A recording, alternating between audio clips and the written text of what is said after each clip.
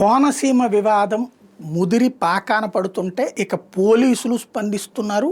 స్వయంగా ఎమ్మెల్యే కూడా ఆగ్రహం వ్యక్తం చేసినటువంటి పరిస్థితి. ఎమ్మెల్యే ఆనందరావు తాజాగా స్పందించారు. అలాగే డిఎస్పి ప్రసాద్ సీరియస్గా వార్నింగ్ ఇచ్చారు. ఏంటది? మొట్టమొదట వచ్చినటువంటి అంశం ఏంటంటే పవన్ కళ్యాణ్ పుట్టినరోజు నాడు మీరంతా మీ స్థాయి అంతా నేల మీద పండేసి చేస్తాం అంటూ ఒక పోస్టర్, ఇది ఒక ఫ్లెక్సీ, దాని మీద ఎస్సీలు ఆగ్రహం వ్యక్తం చేశారు. అది కాపు సామాజిక వర్గం వాళ్ళు చేశారు అన్నటువంటి కోణంలో. అయితే వాస్తవంగా ఇంకొక వెర్షన్ వాళ్ళు ప్రొజెక్ట్ చేసింది ఏంటంటే అది వైసీపీ వాళ్ళను ఉద్దేశించి జనసేన పెట్టిందని. కానీ అక్కడ ఎస్సీలు బీసీలు తమని గురించి పెట్టారు కాపులు అనేటటువంటి ఆగ్రహం తొలగలేరు.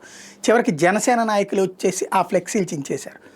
అయితే దీని తర్వాత వెలుగులోకి వచ్చినటువంటి మరికొన్ని ఏంటంటే మహేష్ బాబు పోస్టర్లు పెట్టి, మహేష్ బాబు పుట్టినరోజుని బేస్ చేసుకుని అతనికి సంబంధించినటువంటి ఫ్లెక్సీలు పెట్టి బాబు సీమ అని పేరు పెట్టారు ఫ్లెక్సీల మీద. అట్లాగే పవన్ కళ్యాణ్ పుట్టినరోజును బేస్ చేసుకుని పెట్టినటువంటి ఫ్లెక్సీల్లో ఇంకొక చోట కళ్యాణ్ సీమ అన్నటువంటి పేరు పెట్టారు. అంటే కోనసీమకి అట్లాగే పేర్లు మారుస్తున్నారు. వీటి మీద ఆగ్రహావేశాలు వ్యక్తమవుతున్నాయి. సోషల్ మీడియాలో తిట్టుకోవడాలు పెరుగుతున్నాయి.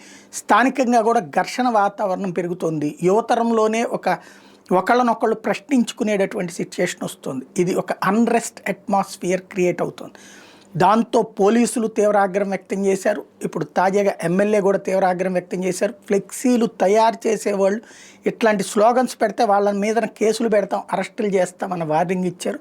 అట్లాగే అట్లాంటి ఫ్లెక్సీలు పెట్టే వాళ్ళ మీద కేసులు పెడతామన్నారు. ఇప్పటిదాకా పెట్టిన వాళ్ళ మీద కేసులు పెట్టి ఇకపైన పెడతామంటే అర్థం ఉంటుంది. రెచ్చగొట్టినటువంటి వాళ్ళు ఎవరు, అసలు వాళ్ళ ఉద్దేశం ఏంటి, ఎవరిని పండబెడతారు, ఎవరిని స్థాయి అంతా అన్నారు, అది ముందు అసలు దర్యాప్తు చేయాలి కదా. అది దర్యాప్తు చేయకుండా ఇకపైన చేస్తే చూస్తాం అంటే ఏం కరెక్టు?